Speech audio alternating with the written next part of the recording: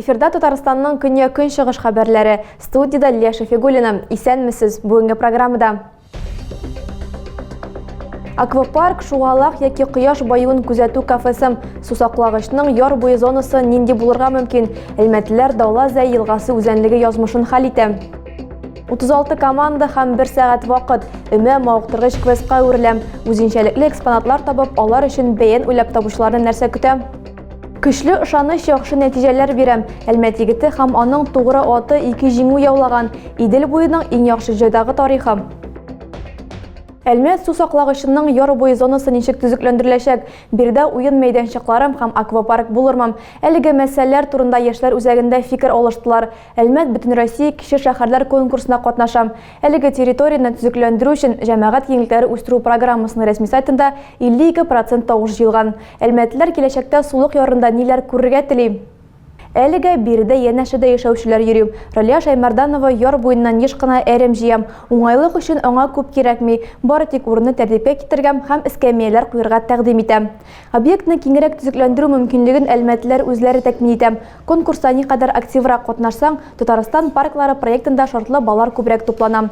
Яшьләр үзәгендә башкарма комитет хезмәткәрләре, эшмәкәрләр, масса күләм мәгълүмат чаралары вәкилләре һәм инициативалы әлмәтлеләр бу урынның җитешсезлекләрен һәм уңай якларын билгеләдем һәм киләчәктә аны ничек үзгәртергә кирәклеген хәл иттем. Остальное что там? Заброшенное вот это место никак не используется. Да, его можно использовать как, то есть зону там. Халык бу җирләрдә аквапарк, кышкы шугалак, пляж һәм йөзү өчен җиһазландырылган урыннар, күпер, беседкалар, причал, эскәмияләр, балалар мәйданчыклары һәм кафелар куярга тәкъдим итә. Ярны кызыклыгына түгел, аны шәһәрнең башка җәмәгать урыннарыннан аерылып торырлык итеп ясарга тырышалар. Командаларга архитекторлар ярдәм итте. Әлбәттә, һәркемнең теләген чынга ашырып булмаячак. Шулай да барлык тәкъдимнәр дә теркәлеп барыла. Соңрак теләкләрне һәм мөмкинлекләрне исәпкә алып, яңа объектның гомуми сурәте ясалам. Ноябрьгә кадәр проектның архитектура концепциясе булдырылачак. Конкурста җиңгән очракта сусаклагычны төзекләндерү идеясын тормышка ашыру 2023 елның җәендә башланачак. Йөһиди машина йөртү таныклыгы һәм башка документлар алганда дәүләт хезмәтләре порталынан файдаланырга тәкъдим итә. Бу вакыт һәм акчаны саклап калам, узын чиратларда да торасы юк. Автоинспекция белән дистанцион хезмәттәшлекнең шушы һәм башка мөмкинлекләре турында тулырак киләсе материалда. Есть автограф. Все, успех на вождении. Автомәктәп укучылары машина йөртү буенча практик имтиханга озатылам. Аны тапшыргач исән документларны рәсмиләштерү белән шөгыльләнәчәкләр. Йөһиди теркәлү бүлегендә чиратта тормаска, таныклыкны дәүләт хезмәтләре порталы аша алырга тәкъдим итәләр. Өстәвенә, моны Әлмәттә генә түгел, башка торак пунктта башкарып була. Моның өчен күп функцияле үзәккә мөрәҗәгать итәргә кирәк. Биредә дәүләт пошлинсын түлиләр, гариза язалар, фотога төшәләр. Соңрак документлар Йөһидига җибәрелә. 3 көннән соң алар адресатка озатыла. Шулай итеп, һәркем дәүләт органнарына бармыйча машина йөртү таныклыгы ала. Йөһиди сүзләренчә, мондый эш форматы вакытны сарыф итмәскә һәм 30% ташлама алырга мөмкинлек бирә. Интернет белән дус булмаганнар исә гадәти мөрәҗәгать итү схемасы, шәхси кабул итүдән файдалана ала. Хезмәтләр алу өчен экраннарда күрсәтелгән номер буенча язылырга мөмкин. Дәүләт автоинспекциясе бирегә килүчеләргә иң мәшәкатьле көннәр сишәмбе һәм шимбәне сайламау үтенече белән мөрәҗәгать итә. Шәшәмбе, җомга көннәре иң яхшы вакыт ди хезмәткәрләр. Көз-кыш сезоны җитү белән караңгы иртә төшә, күз күреме начарлана. Шуңа күрә инспекторлар һәр машина йөртүчене юл хәрәкәте кагыйдәләрен үтәргән ди. Урып җыю ахырына якынлаша, алда кырларны киләсе елга әзерләү эшләре көтә. Баулы районы хуҗалыклары хәзер нәрсә белән мәшгуль, Ләйсән Сәйдгәрәева белеште.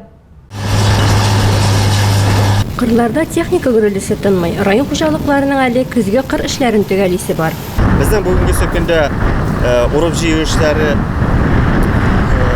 бер өлешен төгәлләнде дисәк тә була. Әле хәзер көзгә сөрү эшләрен алып барабыз, көзгә чәчү эшләре алып барыла. Бүгенге көндә 80% 5500 гектар җирдә. Район кырларында барлыгы 41400 гектар мәйданда туфрак эшкәртү планлаштырыла. 20 сентябрьгә шуның 21500 гектарында эшләр башкарылган.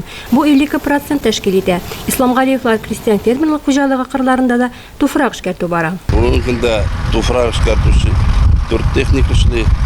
Алар 4 төрле агрегат. Без аларны менә яраклаштырабыз. Киләсе елга инде культура чәчелә, шул культурага карап эшкәртәбез.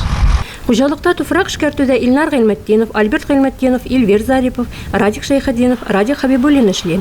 Без Эльвир Зарипов эшли торган кырда булдык. Техника автопилот ярдәмендә эшли, кабинада кондиционер, бәләкәй генә компьютер эшләп тора. Тракторыбыз бүтән условия бар, кондиционерлары бар, иң главный автопилоты. Автопилот турында әйтеп китәсем килә нәрсә дип. Бик удобный нәрсә. Кырыңа кердең, кырыңа нинди по-другому эшлисең, ничек кирәк, шулай сызыкларың сызасың да, тип-тигез мотор гына алып бара. Ислам Галиевлар крестьян фермерлык хуҗалыгыннан кайтышлый, Миңнуллин крестьян фермерлык хуҗалыгына тукталдык. Сегодня занимаемся завершением уборки. Бүген силоска кукуруз җыю белән шөгыльләнәбез. Бездә 2 комбайн, 6 берәмлек техника эшли. Силослау тулы куәтенә бара. Хуҗалык 11 000 тонна яшел масса салоны планлаштыра. Ләйсән Сәйетгәрәева, Булат Минаҗев, Көньяк-Көнчыгыш хәбәрләре. Әлмәттә беренче тапкыр чиста уеннар узды. Монда экологик квест тирә-юньне чүп-чардан арындырырга юнәлтелгән.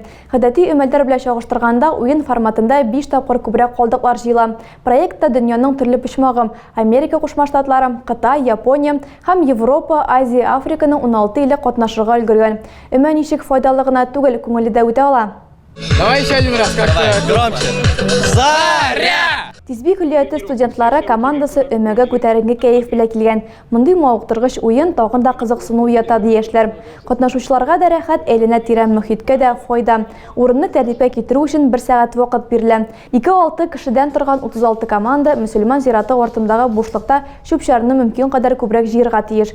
Бу территория шәһәрнең иң пычранган урыны буларак сайланган. Җыелган чүп өчен егет-кызларга баллар бирелә. Алар айрым җыелса, очко арта. Кызыклы экспонатларга юлыккан һәм аларга кызыклы бәян дә уйлап чыгарганнарга өстәмә номинация һәм бүләкләр каралган. Уен форматы чүп-чарны гадәти өмәгә караганда 5 тапкырга күбрәк җыярга мөмкинлек бирә ди оештыручылар. Уртача алганда мондай уеннарда 2-5 тонна чүп җыела. Өмәдә оешма хезмәткәрләре, төрле уку йортлары студентлары, мәктәп укучылары һәм активистлар катнашты. Уеннарның язгы һәм көзге сезоннары бар. 17-25 сентябрьдә бөтен ил буенча чисталык кубогы уза. Татарстанда исә ярышларда Әлмәт, Кукмара, Яшаллы һәм Түбән Кама катнашты. Бөтен ил буенча 140 000 һәм Татарстанда 5 000 кеше.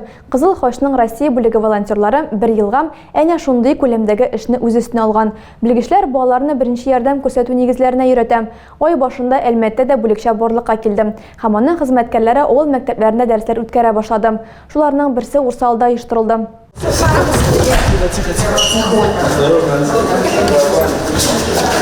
Зыян күрүчене саклык һәм төгәллек белән куркыныч зонадан чыгарып, аны имин урынга җиткергә кирәк. Урсала мәктәп укучылары кеше гомерен саклап калу алымнарын, зыян күрүчләрне чыгару, ачык яраларны һәм сынган урыннарны бәйләү, йөрәк-үпкә реанимациясын үткәрүне камилләштерәләр. Балаларны Кызыл Хош белгечләре һәм аларның тыныч һәм карусыз Гош исемле ярдәмчеләре өйрәтә. Если мы рассматриваем сейчас момент сердечно-легочной реанимации, то это говорится скорой помощи. Беренчеләрдән булып 7-нче сыйныф укучысы Раван Гусейнов Гошага реанимация үткәреп карады. Әлегә аңа тормыш эшчәнлеге иминлеге нигезләре буенча дәрес укытылмый. Шулай да беренче ярдәмне инде күрсәтә белә. ОБЖ хәзерге программада укучыларга 8-нче һәм 9-нчы сыйныфлардагы укытыла. Әгәр гадәти дәресләрдә укытучылар мәгълүмат бирсә, мондайларында укучылар күнекмәләрен үзләре сынап карыйлар. Кызыл Хош филиалының барлыкка килүе уку елы башына туры килде диярлек.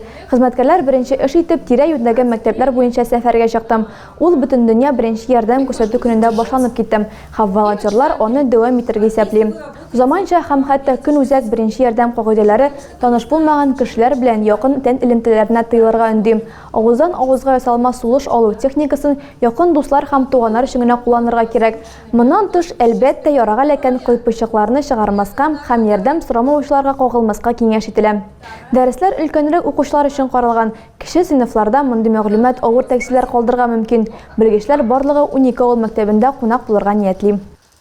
Әлмәт егете Идел буйының иң яхшы җайдагы исеменә лаек булды. Ул үз аты белән туган ягына 1 юлы 2 бүләк алып кайткан. Тойсуган авылында төрле токымлы 160 ат исәпләнә. Илнар Исламов Дунайдагы җиңү рухын ничек күргән, безнең иҗат төркеме белешеп кайтты.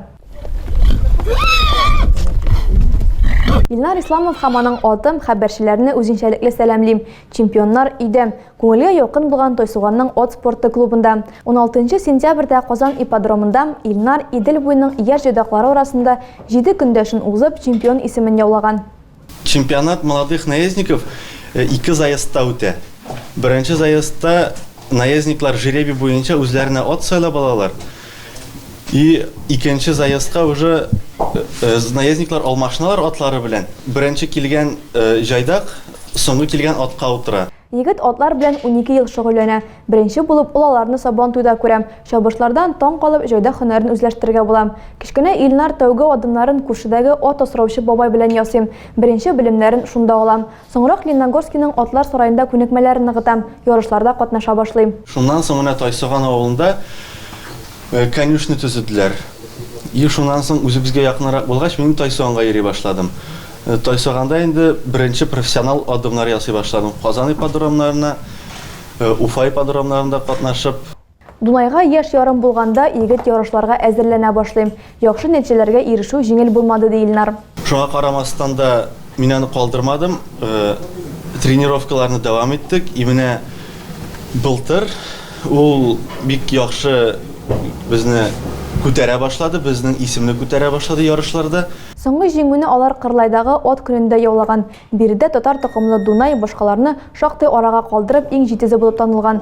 Илнар сүзләренчә, җиңү рухы Дунайда тренировка яки җитди узыш алдыннан топлана белүдә күренә. Тайсуган ат спорты клубында 160 баштан артык төрле токымлы ат тоталар. Нигездә лау токымын үрчетәләр. Шулай ук биредә Орлов, Америка, Рус, Саф токымлы инглиз һәм татар атлары көн күрә.